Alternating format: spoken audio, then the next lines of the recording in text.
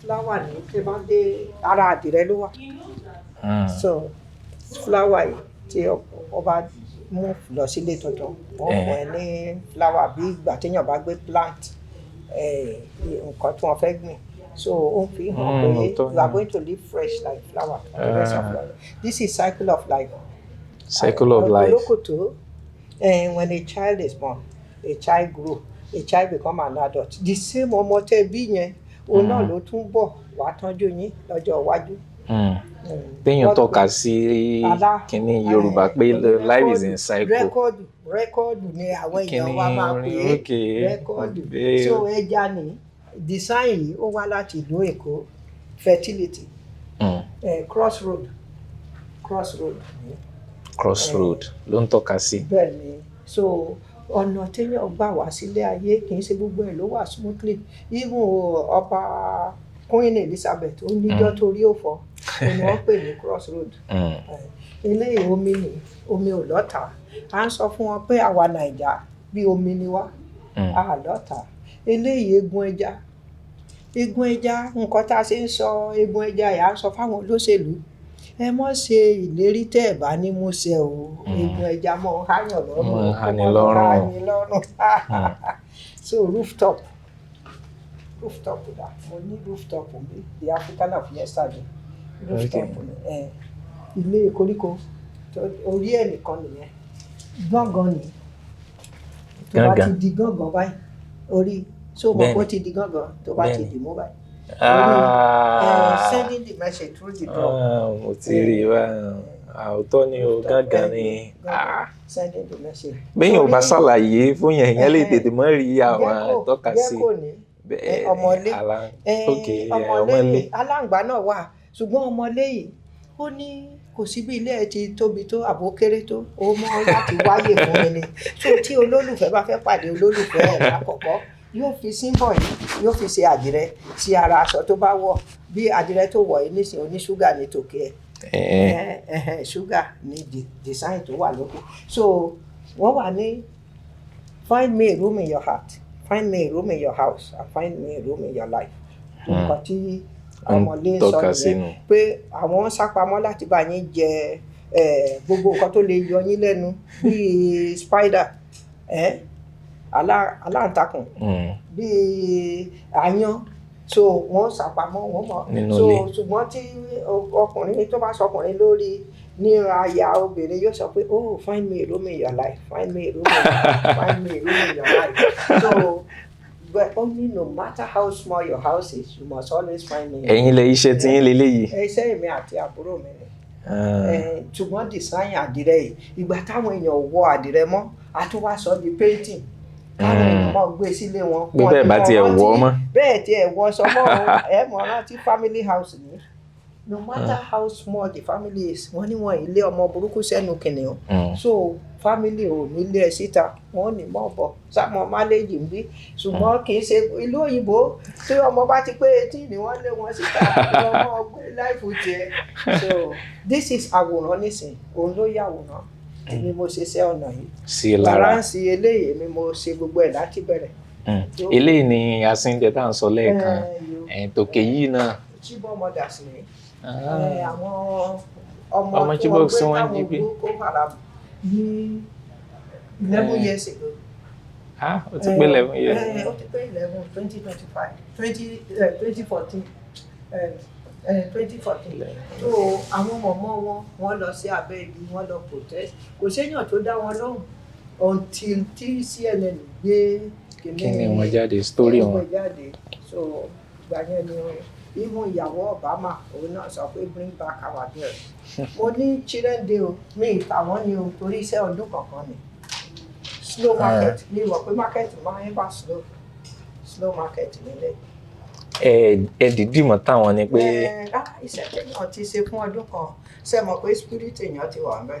So ó ń gbà yín tọ́dún kan láti ṣọ̀pọ̀ kan àwọn iṣẹ́ yìí lọ́jọ́ kọ̀ọ̀kan. Lọ́jọ́ kọ̀ọ̀kan. 365 days. Láti 12 to 3 lójoojúmọ́ tí n bá lọ ìrìn àjò mo gbà pa gbúdọ̀ sí di 365 days. Ọdún kan. Wákàtí mẹ́ta ni ọ̀dà yẹn ni blue yẹn ó fi gbẹ. Ọwọ́ sí báyìí kò lè sí. ó lágbára children day so tó bá tún di children day máa gbé ìsíwájú mo tún àwọn míì náà tó wà lẹ́yìn mi so wọ́n ti wà ní ìta wọn àwọn ńláńlá ìlú ìta wọn àwọn kéékèèké ni mo máa ń ta tí bá sì lọ kọ́ wọn ní àdìrẹ lọ́hùn yẹn wọ́n sanwó fún mi. ní èèyàn olókè òkun. ẹ bá wo iṣẹ́ tí mo ń ṣe nísìnyí mo fẹ́ fi ẹyọ owó yẹn hàn mí. ẹyọ owó tá a sọ lẹ́ẹ̀kan. eléyìí kò ju iṣẹ́ ọdún tó kọjá ní ṣùgbọ́n tẹ́ bá kọ́kọ́ rí iṣẹ́ mọ̀ pé ọba wa ó ṣe pàtàkì this is orí olókun Ifẹ̀ orí olókun nìyẹn so eléyìí ni wọ́n pè mọ̀nílà owó tá a kọ́kọ́ ná níwọ̀n so owó yẹn ni tẹ́ bá kówó yìí tẹ́ bá kó mẹ́rin wọ́n fún yín nílé tẹ́ bá kó méjì wọ́n fún yín níyàwó so bí owó tí wọ́n kọ́kọ́ ń lò ní òkúta yìí ni wọ́n pè ní agai ó ti di funfun àwọn ò ní kọ́rà bíi ti àwọn Italy ló ní kọ́rà after ilé la bẹ̀rẹ̀ sí ná owó ẹyọ after owó ẹyọ àwa lọ sí pounds a fi ẹwù bá ti ya pounds sókè golden penny tó wà lókè yẹn kó tó wá di náírà 200 of this is 2 naira. 2 naira. Ẹ pé 200 ilé àpò kan láti jọ òun ní àpò kan 200 of this is 1 pound and 1 pound is 200 naira. So tí kábíyèsí bá fẹ́ sọ̀rọ̀ lórí àwọn èdè Haúsá yóò wọ̀ yìí 3 ethnic group so yóò wọ̀ yìí so gbogbo ilé is casted in Benin àti Ifẹ̀ ọ̀kankan náà ni wọ́n. ẹ rí i pé ìgbà tí kábíyèsí wa tó fẹ́ fẹ́ yàwó ó kọ́kọ́ fẹ́ ọmọ Benin torí pé family ni wọ́n. so gbogbo ilé ọdún tó lọ sí lẹ́lẹ́sí. ọdún tó kọjá kò sí wọ́n ní wọ́n nǹkan ọjọ́ wọn ti kó gbogbo wọn lọ ṣùgbọ́n àwa á ti ṣe àtún pàpà ń pò. ló ń wò bí ìgbà tó jẹ́ pé ọdún john. bẹ́ẹ̀ ni kò sí àwọn ẹ̀yọ́wó àkọlù ẹ̀mí àsọdì kìíní irú ọ̀pá àṣẹ bíi oyè ní ayé ìjọhún tó wọn fún yàn ní ẹ wá wo àwọn ilé ọ̀kan náà àwọn ọmọ tó wà lọ́dọ̀ mi ló ṣiṣẹ́ yẹn o wọ́n ti gbé kúrò wọ́n fi ṣe Ọ̀ṣun tí ó fún yàn lọ́mọ ṣé ẹ fi kíní wo ilé ẹ fi kámẹ́rà yìí ọjọ́ tó fi kámẹ́rà yìí so a tún kọ́ àwọn èèyàn náà ní àmọ́ ọ̀rọ̀ ní workshop. ọmọdé. tẹ́ ẹ bá lo kámẹ́rà ẹ̀ bí. mo ṣẹ̀ṣẹ̀ gbé oníkíní lọ sí Abẹ́òkúta dúró dọ́là ọmọ Ìbàdàn ló ṣe lé. ọmọ Ìbàdàn. nínú ọ̀tá rọ́ọ̀nù workshop yìí fún èèyàn bíi márùn-ún ló jáde níbẹ̀. àwọn èèyàn ló jáde nínú workshop.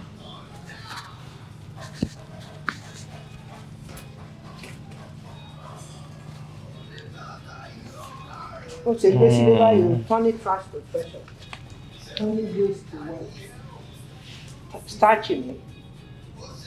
starch lélẹ́yìí ni wọ́n fi. ìfun ẹran ni rárá trash ni àwa sọ di treasure so a fẹ́ káwọn èèyàn rí nǹkan tí wọ́n lè fi ọwọ́ sí ní nǹkan tí a ti sọ di oúnjẹ. pé káwọn èèyàn lè rí nǹkan tí wọ́n lè fi oníyàn wà pẹ̀lú oríṣiríṣi ara ló kún bí o.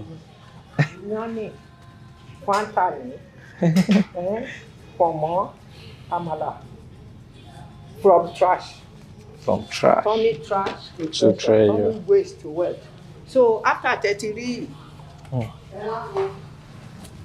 first owner's corner. Okay, no mọ́tò. Pocket of a car nìyẹn. So driver ó yà á sílẹ̀ obìnrin yẹn wá lóyún ilẹ̀ lóyún ta ló fúnlẹ̀ lóyún àwọn tó ń sọ ìdọ̀tí. tí wọ́n sọ bẹ́ẹ̀. ìdọ̀tí ilẹ̀ wa bímọ bàbá ọmọ ìwà lókè pátápátá òkè kẹta lẹ́gbẹ̀ẹ́ mi. So ìgbà táwọn èèyàn bẹ̀rẹ̀ sí sọ feeling wọn nǹkan báyìí ṣẹlẹ̀ abájọ́dá ẹ̀jẹ̀ á máa fi sí kìnní this is almost 10 years ago. làwọn eléyìí báyìí. láti máa fi èròǹgbà kìnní sọ̀rọ̀ tẹ́rí nǹkan tó wà bẹ́ẹ̀ ọ̀rọ̀ wà bẹ́ẹ̀ ẹ̀rí. Okay, is it right or wrong? Do I say yes or say no? So tí a bá sọ fún yàn, so ó gba kò kíní among 151 152 countries. Eléyìí gba kò kíní, onífọ́rẹ́sì gba kò kejì. Ẹ̀rí kábíyèsí ọba Morocco ni wọ́n. Ok, tẹ sọ lẹ́ẹ̀kan. Pangolo ni gbogbo ẹ̀. Pangolo. Ẹ̀rí Goldberg tó bẹ́ẹ̀ bẹ́ẹ̀ súnmọ́ wà rí Goldberg. Goldberg ní Pangolo yẹn. Òótọ́ ni o. Ẹ tún rí trophy. Àwọn abọ́ọ̀nù ẹ̀. Àwọn aṣọ di. Ẹ̀rí eléyìí. Ó ní no matter nǹkan tó ń ṣẹlẹ̀ nísìnyí the matter. Tomorrow will be better. Torí this is our country. Níbo míì ta lè lọ. So gbogbo nǹkan tó bá ṣẹlẹ̀ a gbúdọ̀ fàmọ́ra ká sì mú. Because this country nǹkan ta níbí ta bá water ẹ̀ ta fomi sí ó máa green forever ni. If you water it, we have enough for everybody. Instead táwọn èèyàn fi lọ ń japa. Maybe láti japa. Only stronger than your knowledge. Èyí ò ní ló sọ bẹ́ẹ̀. Ọmọ kékeré yẹn tiẹ̀ ó ń bá gbogbo àwọn èèyàn sọ̀rọ̀. Ó ní our eyes are all upon you. If you fail us, we will not forgive you. Ẹ mọ́ bara yín jà, ẹ fara yín mọ́ra, só ti yé yín, ẹ mọ́ bara yín jà, torí lágbájá ló wà bẹ́ẹ̀ lẹ́yìn, ó lè tọ́lá kó tún kàn yín. Ẹ wá wo Pangolo, gbogbo ọ̀rá ni wọ́n fi ṣe eléyìí. Pure water, sachet water, gbogbo ọ̀rá tí wọ́n tẹ́ bá wọnú tọ́ èyí popular àti dúdú tí wọ́n fún yín lọ́ra pé wọ́n fi so wọn ò lè digest inú rẹ̀. À ń try láti pé wọ́n mọ̀ ṣe kíní kí wọ́n mọ̀ sí erosion lẹ́kọ̀ọ́ mọ́. Pangolo yìí ni Guinness, ẹ̀rí Guinness ni. Bẹ́ẹ̀ ni o Guinness. Nescape trophy ni wọ́n fi ṣe. Ní gbogbo Pangolo tó wà níbí. A ṣẹ̀ṣẹ̀ gbé Fẹlá lọ sí Abẹ́òkúta ni. Bẹ́ẹ̀ ni Fẹlá wà níbí tẹ́lẹ̀. Fẹlá wà níbí. A gbé Professor Wọlé náà. Bẹ́ẹ̀ ni polisi yín ká. A fẹ́ kí àwọn èèyàn mọ iyì wọn bẹ̀. Gbogbo eléyìí tẹ́ bá wo bí gbogbo àwọn kíní aṣọ tí wọ́n ń dànù ìtẹ́jú oṣù ògidì wọn ti ṣe. So aṣọ di aláwòrán tẹ́lẹ̀ káńgì sílé àtúnwá sọ di nǹkan tẹ́lẹ̀ máa fi nu sẹ̀. Irú ẹ̀ ló wà lẹ́nu ọ̀nà. Bẹ́ẹ̀ni ìyẹn ìgbà tá a bẹ̀rẹ̀ workshop ta ní 2000 ni àwọn yẹn mo fẹ́ fún wọn wò pé tí wọ́n bá ń fọ́ wọ́n lè máa lò títí lọ tí ò ní di ọgbọ́n àtinúdá. tó máa fẹ́ tẹ́ bá lọ sókè ẹ̀ yí nọ́ọ̀tì àwọn nọ́ọ̀tì wọ̀nyẹn eléyìí báyìí máa fi hàn pé a ti gbé nílá lọ ṣùgbọ́n tẹ́ bá lọ sókè ẹ̀ máa rí lára àwọn ẹgbẹ́. Fèsì wà ń bẹ̀ bó ti rí. Fèsì wà ń bẹ̀ báyìí. So màá wá fi fèsì yẹn hàn tó bá wù. Ẹnu mi, ojú mi, imú mi. Ẹ wá lọ sẹ́yìn kẹ́ tó wò dáadáa. Ṣé ti rí? Èmi tí rí o. Ok, ẹnu ẹ̀ ní, imú ẹ̀ ní, ojú ẹ̀ ní, odidi orí kan. Tẹ́ bá lọ sókè ẹ máa rí púpọ̀. Omi òkúta ni, òkúta, omi ìwú ẹ̀.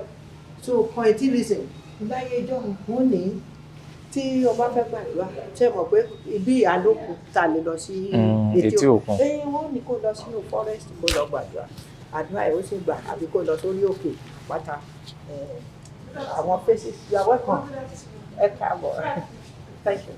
So àwọn ojú tẹ́ wọ̀n rí nínú kìnní. So wọ́n ní kí wọ́n ṣe nǹkan tó jọ mọ́ forest, wọ́n tún ṣe nǹkan tó jọ mọ́. Rárá kí wọ́n ṣe nǹkan tó jọ mọ́ àṣà ìlú òyìnbó tó sì máa mú Áfíríkà lọ́wọ́. Faces in Princess, you will take them up to show the bigger one of this. He said he cannot see the face. Me, I can see it. Oh, yes. My granddaughter. Oh, thank she's you. also an artist. How are you? Oh, great. Welcome. Her mama is an artist, engineer. She has to add art.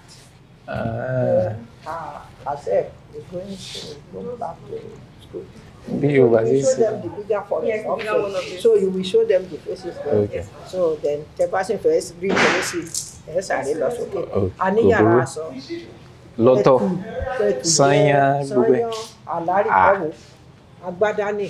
a ń fi hàn wọ́n pé agbádá ìjọba alágbádá irú agbádá tó yẹ kó máa wọ̀ ni èyí tí ẹ̀ wọ bùbá àwọn mìíràn ò ní wọ bùbá ẹ rí agbádá ní ìjọba alágbádá gbogbo àwọn tí ẹ rí tó wà ní background yẹn student wa ni so eléyìí lágbádá ẹ máa rí dàńdógó láìpẹ́ yìí ó kọjá àbínúdá.